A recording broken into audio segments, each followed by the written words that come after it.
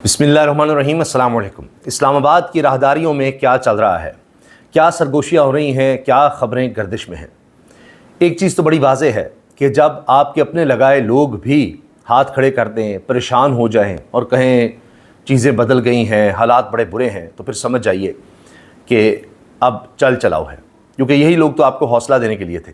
हाल ये हुआ है कि नून लीगी सहाफ़ी जो मुख्तलिफ़ जगहों पर एडजस्ट किए गए थे, मुख्तलिफ़ इदारों में एडजस्ट किए गए थे, अब उन्होंने भी इस तरह की बातें शुरू कर दी हैं कि हालात बहुत बुरे हो गए हैं और बस तबल बच चुका है, नकारा है, ये इस तरह की बातें कर रहे हैं, इस तरह के जुमले बोल रहे हैं कि ये वक्त आया करता है, ये आ गया है, अब ये चहमगोइयाँ हो रही हैं, निज़ाम लपेटने की बातें हो रही हैं।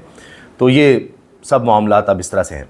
अब इनके सोर्सेज़ क्या होते हैं नून लीगी सहाफ़ियों के? ज़ाहिर है वज़ीर हैं, नून लीग है, उनके हम लोग हैं।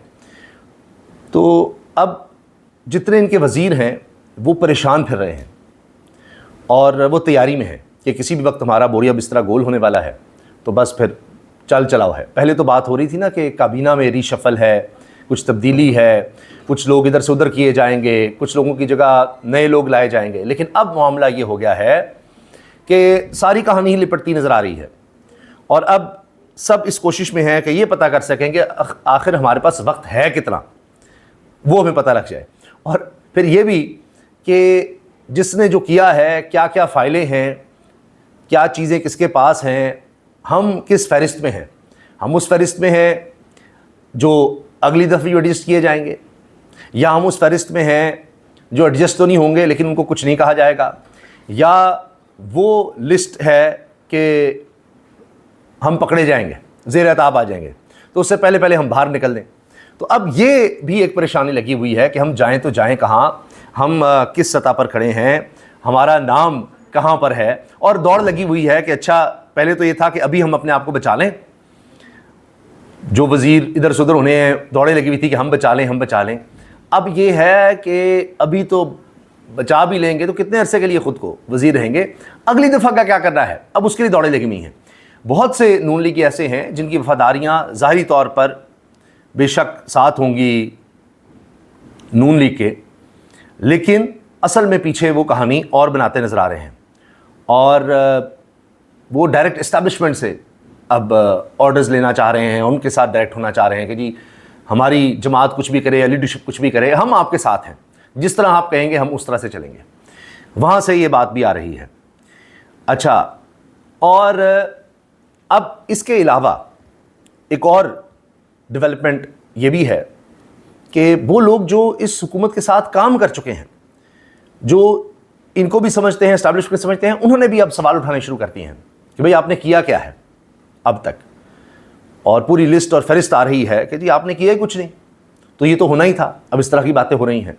अच्छा, इन्फॉर्म्ड सहाफ़ी जो इस तरह की बातें करते नहीं होता ना कि कुछ लोगों को होता है कि वो कहते हैं जी बस चल चलाओ है या ये है वो है, नहीं, कुछ होते हैं कि वो इंतज़ार करते हैं कि हमसे सवाल हो जाए तो हम जवाब दे सकें। अब वो क्यों कह रहे हैं जी सेम पेज फट गया, सेम पेज नहीं रहा, इसकी क्या वजह है? चहमगोइयाँ और चीज़ है। उसकी इंडिकेशन सबसे बड़ी है फजलुर रहमान साहब, जिस तरह से वो अब बराह रास्त अटैक कर रहे हैं इस्टेब्लिशमेंट पर। तो नून लीग की आला तरीन क़यादत या पीपल्स पार्टी की वो उस तरह नहीं आ रही, बयानात अपनी जगह हैं, लेकिन फजलुर रहमान साहब तो मुआफ़ी का होनी थी, वो तो और ज़्यादा उन्होंने तेज़ हमले शुरू कर दिए हैं। तो ये कैसे है? या उनको पीछे से रोका जा सकता था, चले मुकदमा नहीं भी दर्ज करना था, तो ये नहीं हो सकता कि मियाँ नवाज़ शरीफ साहब कहें, जरदारी साहब कहें, बिलावल चले जाएँ मिलने मौलाना से और मौलाना साहब रुके ना, नहीं। तो क्या चक्कर है? और फिर राना सनाउल्लाह का कह देना कि जी हम तो कोई मुकदमा नहीं करेंगे फजलुर रहमान साहब पर, उनको इस तरह से खुली आप छूट दे रहे हैं, मुकदमा ही नहीं करना, जो मर्जी कहते रहें। तो सेम पेज तो नहीं ना। एस्टैब्लिशमेंट तो आप देख लीजिए खुश नहीं है, जिस तरह से फजलुर रहमान साहब के ख़िलाफ़ बयानात आए हैं, जिस तरह से प्रेस कॉन्फ्रेंस हुई हैं, तो एस्टैब्लिशमेंट का नज़र आ रहा है कि वो तो समझते हैं कि शोहदा पर इस तरह की बात नहीं होनी चाहिए थी, चाहे पुलिस के हों, चाहे सिविलियंस हों, फ़ौज के हों, कोई भी हो, शोहदा पर इस तरह की बात नहीं होनी चाहिए। और बहसीत कौम, बहसीत सहाफ़ी, जो भी हम जहाँ जहाँ भी हैं, किसी भी सतह पर हैं, शोहदा हमारी रेड लाइन है, उन पर कोई किसी भी तरह से कोई कंट्रोवर्सी कहें, किसी तरह की कोई ज़ूमानी बात भी कहें, नहीं, वो हमारे लिए बाइस तकरीम है, बाइस इज़्ज़त है। अब फजलुर रहमान साहब उसके बाद कह रहे हैं कि जी मुझे ना सिखाओ शौदा की इज़्ज़त, آپ نے کتنی عزت کی، ہم دیکھیں کیا سمجھتے ہیں شہداء کو، ان کا یہ مقام ہے، ان کے سب لوگ بھی یہ کہہ رہے ہیں. تو اس کا مطلب یہ ہے ان کو بھی پتہ ہے کہ شہداء کے حوالے سے ہماری قوم کسی بھی طرح کی کوئی کمزور بات برداشت نہیں کرے گی اور کرنی بھی نہیں چاہیے. تو اس لیے وہ اس طرح کی بات کریں، لیکن ساتھ سنا بھی رہیں کہ جی ہم نے سیاق و سباق کے بغیر آپ لے آئے ہیں، ہم نے اس طرح کی بات نہیں کی جو بھی. تو اب وہ سیم پیج تو اس لحاظ سے کہا جا رہا ہے کہ پھٹ گیا. باقی ہے ان کی کارکردگی. یہ بوجھ تھا، یہ بڑھتا چلا جا رہا تھا اور اسٹیبلشمنٹ کو بھی نظر آ رہا تھا. وہ بھی کہہ رہے تھے کہ جی بہت ہو گیا، ڈلیوری نہیں ہو رہی، کیا کریں، ہم پر بھی بات آ رہی ہے. اور پھر جو بھی یہ اقدام لیتے تھے، قدم اٹھاتے تھے کسی بھی طرح کا کچھ بھی، تو ساتھ ہی یہ ضرور اشارہ دیتے تھے کہ جی اسٹیبلشمنٹ کی طرف یا ان کے اوپر ڈالنے کی کوشش کرنی.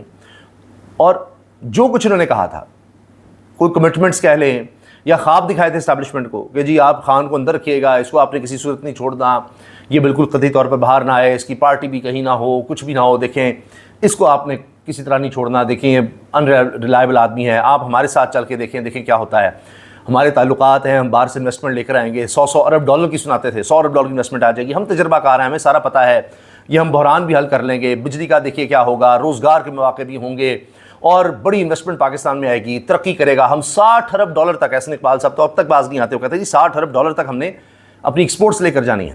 اور یہ 4 سال سے بھی پیچھے لے گئے، بجائے بڑھانے کے یہ تو وہ بھی قائم نہیں رکھ سکے جو خان صاحب کے دور میں جو چیزیں تھیں، اس کو آگے لے کر کیا جانا تھا 4 ساڑھے 4 سال میں، اس سے بھی کام پیچھے آ گیا. اسی طرح پیٹرول کا آپ دیکھ لیجئے، اب کیا ہو رہا ہے کہ انہوں نے کہہ دیا روزانہ کی بنیاد پر ہم پیٹرول کی قیمتیں رکھیں گے. اب پیٹرول پمپس والے شام سے ہی، شام کوئی رات چھوڑیے، شام سپہر کے وقت ہی انہوں نے پیٹرول دینا بند کر دیا. سب کو پتہ ہے انہوں نے پیٹرول کی قیمتیں بڑھانی ہیں. اب جس پیٹرول پمپ کے پاس پیٹرول موجود ہے، ہزارہ لیٹر ہے، لاکھوں لیٹر ہے، جو بھی ہے، اب وہ ایک روپے پر سوچئے کتنا پیسہ ملے گا فی لیٹر. 1 روپیہ بڑھتا ہے تو ہر لیٹر پر 1 روپیہ آپ کو پروفٹ ہو جائے گا، کیونکہ آپ نے تو پچھلے لحاظ سے خریدا ہوا تھا، اس لیے وہ پیٹرول دے ہی نہیں رہے. جھنگ سے، چینی واٹر، اس طرح کے مختلف علاقوں سے جو مین شہر سے ذرا ہٹ کر ہیں، وہاں سے اس طرح کی خبریں آ رہی ہیں. اب آپ سوچ لیجئے یہ حال ہو رہا ہے، اندازہ لگائیے آپ، کوئی پوچھنے والا ہی نہیں ہے. یہ تو ایک چیز ہے جو ہونی ہے، اور پتہ نہیں کیا کیا ہوگا. تو ان کی مس مینجمنٹ، مس گورننس اتنی زیادہ ہے. انہوں نے گورننس کیا بہتر کرنی تھی، آ کر انہوں نے خرچے بڑھائے. سوچیے ذرا، خرچے کم کر رہے تھے، اب پھر کہہ رہے ہیں کہ فائد شعاری مہم دوبارہ ہم شروع کرنے لگے ہیں. اس پر دوبارہ سوچا جا رہا ہے کہ جی پیٹرول کی کیسے بچت کریں. پہلے پتہ نہیں انہوں نے کتنی بچت کر دی تھی، بس یہی کہ اسکول میں چھٹیاں زیادہ کر دیں، دیگر اقدامات لے لیے، خود اس طرح سے خرچے کم نہیں کیے، صرف دکھاوے کے لیے باتیں تھیں، وہ بھی واپس لے لیے. تو ان سے کوئی چیز سنبھل نہیں رہی. بجلی کا آپ دیکھیے، ان کے پاس کوئی ویژن نہیں ہے. پیٹرول کا آپ کے سامنے ہے، مہنگائی کا آپ کے سامنے ہے، تو کوئی چیز بہتر نہیں ہو رہی. جو انہوں نے وعدے کیے تھے کوئی ایک بھی یہ پورا نہیں کر سکے. کسی طرح کا ملک میں استحکام نظر نہیں آ رہا. کوئی اپوزیشن نام کی چیز نہیں ہے، ہر کوئی ان کے ساتھ ہے، ہر ادارہ ان کے ساتھ ہے. اپنی مرضی کے لوگ ہر جگہ لگائے ہوئے ہیں، پھر بھی ڈلیوری نہیں ہے. کوئی اپوزیشن نام کی چیز نہیں ہے، کسی طرف سے بھی نہیں ہے، نہ عدلیہ کی طرف سے ہے، نہ کسی ادارے کی طرف سے ہے، نہ اسٹیبلشمنٹ کی طرف سے ہے، کچھ بھی نہیں کر سکے ڈلیور. تو اب اسٹیبلشمنٹ تو اب لگتا ہے کہ مزید بوجھ نہیں اٹھانے والی، اور عوام ان کے ساتھ ہے نہیں، تو کس کے پاس جائیں گے؟ یہ کون سا نعرہ لگا سکتے ہیں کہ جی ہمیں نکالا تو ہم لوگوں کے پاس چلے جائیں گے، میں اور خطرناک ہو جاؤں گا؟ یہ بھی نہیں کہہ سکتے.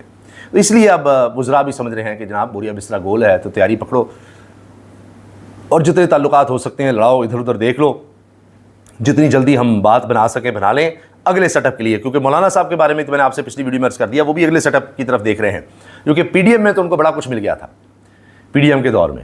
اس کے بعد 2024 کے الیکشن میں وہ کہتے ہیں جی ہمیں کیا ملا، پیپلز پارٹی سندھ لے کر بیٹھ گئی، چلے کسی نہ کسی طرح بلوچستان بھی آ گیا، آزاد کشمیر میں بھی کہا جا رہا ہے، جی بھی کہا جا رہا ہے، جی آ ہی گیا ان کے پاس. تو یہ پنجاب میں نون لیگ آ گئی، وفاق میں آ گئی، کہ خیبر پختونخوا میں تحریک انصاف. ہمیں کیا ملا؟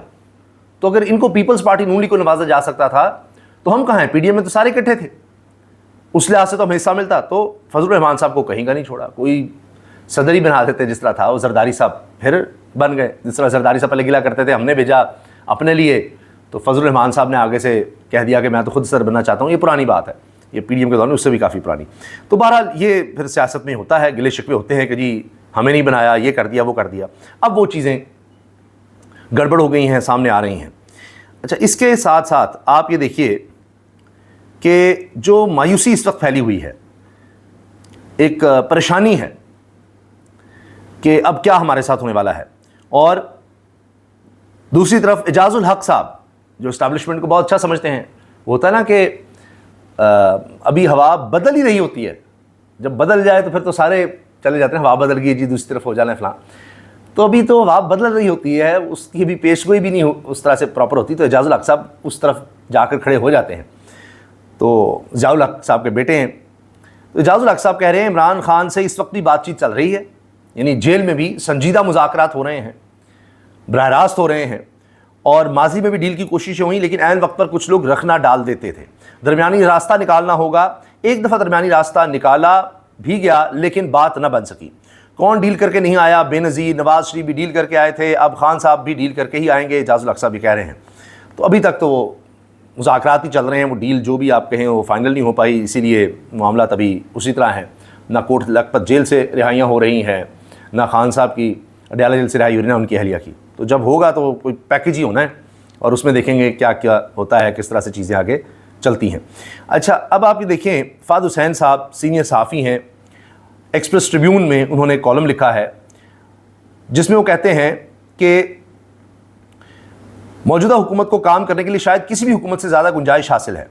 کوئی جج ایسا نہیں جو اس کے خلاف از خود نوٹس کے نشتر چلا رہا ہو یا کسی منصوبے یا پالیسی کو غیر آئینی قرار دے کر روک رہا ہو.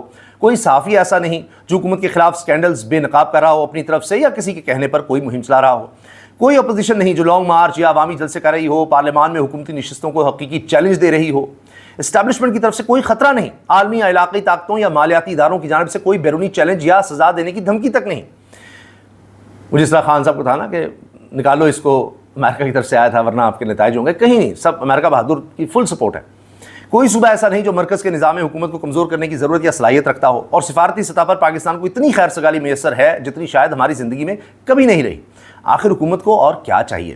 اس کے باوجود حکومت ہچکولے کھا رہی ہے اور معاملات کو الجھائے جا رہی ہے. یہ ناقابل فہم ہے کہ اپنی مدت حکومت کا نصف حصہ مکمل کرنے کے باوجود حکومت عوام کو یہ نہیں بتا سکی کہ وہ دراصل کرنا کیا چاہتی ہے. فہد حسین صاحب ایکسپریس ٹریبیون میں لکھ رہے ہیں. اب آپ یہ دیکھیے کہ آدھا وقت گزر گیا, 2024 کے بعد بھی 2.5 سال ہو گئے ہیں, ورنہ تو ان کو 4.5 سال ہو گئے ہیں.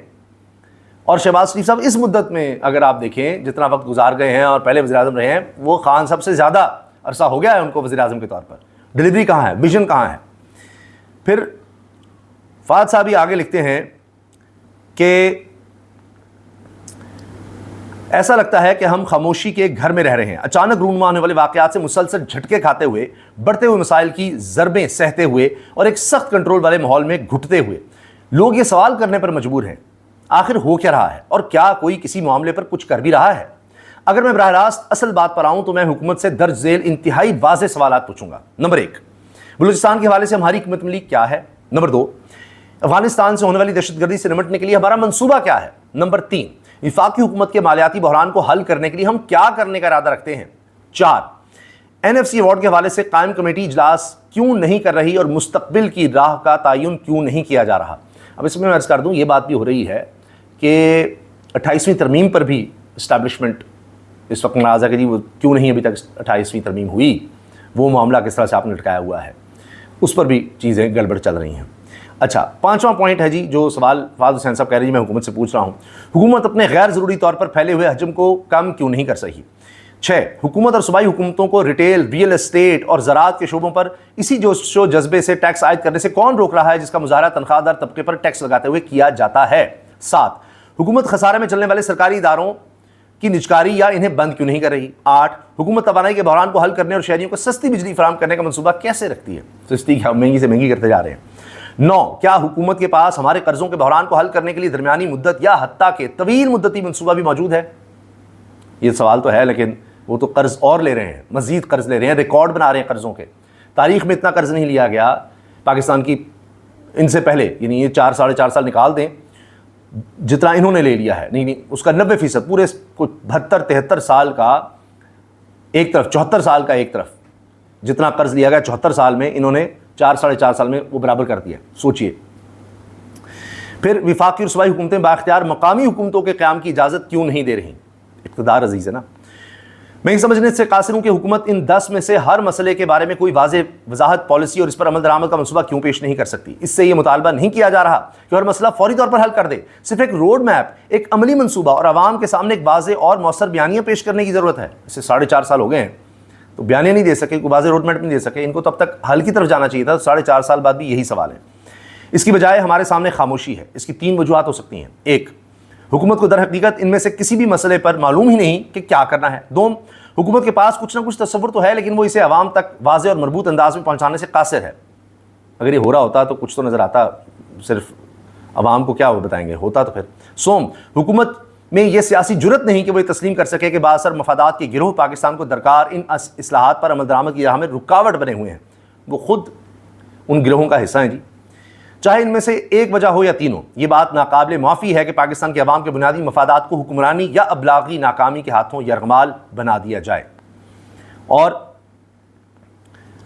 ایک اور بات جس میں وہ اسٹیبلشمنٹ کا بھی ذکر کرتے ہیں، اگر وفاقی کابینہ پیشہ ورانہ انداز میں حکومت چلانے کے لیے اہل نہیں، اور اگر وفاقی بیوروکریسی جدید طرز حکمرانی کے لیے موزوں نہیں، اور نااہلی اور اوسط درجے کی کارکردگی کا شکار ہے، اور اگر سیاسی جماعتیں رشتہ داری، اقربا پروری اور سرپرستی کی اپنی فرسودہ ثقافت سے خود کو آزاد نہیں کرا سکتی، اور اگر اسٹیبلشمنٹ بڑے فیصلوں پر اپنی گرفت چھوڑنے سے انکار کرتی ہے، اور اگر نظام کی اصلاحات کے لیے سوائے IMF کی شرائط کے کوئی بیرونی محرک موجود نہیں، اور اگر ان سب کا مجموعی نتیجہ یہ ہے کہ ہم جیسے تیسے گزارا کرنے پر مطمئن ہیں، تو پھر خواتین و حضرات ہمیں اسی طرح جیسے تیسے گزارا کرتے رہنا ہوگا۔ فہد حسین، ایکسپریس ٹریبیون میں کالم۔ لیکن اب جیسے تیسے مسئلہ یہ ہے، گزارا اب نہیں ہو سکتا، چیزیں مزید آگے نہیں چل سکتی۔ ابھی تو دیکھیں نا، ان کے پاس اتنا اختیار ہے کہ ابھی بھی جو ججز کی تعیناتیاں ہوئی ہیں وہ یہ ہے کہ ایک وہ وکیل جج لگا دیا جو خان صاحب کے خلاف پروسیکیوٹر تھا، سرکاری وکیل تھا، ایک وہ جج لگا دیا جس نے فیصلہ دیا، یعنی سزا دلوانے والا، سزا دینے والا، دونوں جج بنا دیے گئے۔ اس طرح پہلے بھی نوازے گئے ہیں۔ تو جب مائنڈ سیٹ یہ ہوگا، اس طرح سے آپ جوڈیشری میں لوگ لے کر آئیں گے، تو کیا حال کریں گے آپ انڈیپینڈنس آف جوڈیشری کا یا اس ادارے کا؟ تو ادارے تو پھر تباہ ہی ہوں گے۔ اداروں پر ہی ریاست کھڑی ہوتی ہے نا۔ آپ نے ادارے کھوکھلے کر دیے، ایسے لوگ بٹھا دیے کہ وہ آپ کو سرو کریں، ملک کو، قوم کو نہیں، وہ آپ کے حق میں فیصلے دیں، تو پھر آپ کیا بہتری لے کر آئیں گے؟ تو پھر اس کا نتیجہ یہی نکل رہا ہے، اور جاتے جاتے بھی یہ حرکتیں ہو رہی ہیں۔ ابھی تو یہ بھی کہا جا رہا ہے کہ چیف جسٹس بھی کہہ رہے ہیں کہ جی اب ایک اور کمرشل عدالت بنا دیں، اب اس کے لیے الگ اربوں روپیہ دے دیا جائے، کیونکہ سپریم کورٹ کے لیے اربوں روپیہ الگ ہے، آئینی عدالت کے لیے اربوں روپیہ الگ ہے، نچلی کورٹس کے لیے الگ ہے، مگر انصاف پھر بھی نہیں مل رہا۔ اجازت دیجیے، اللہ حافظ۔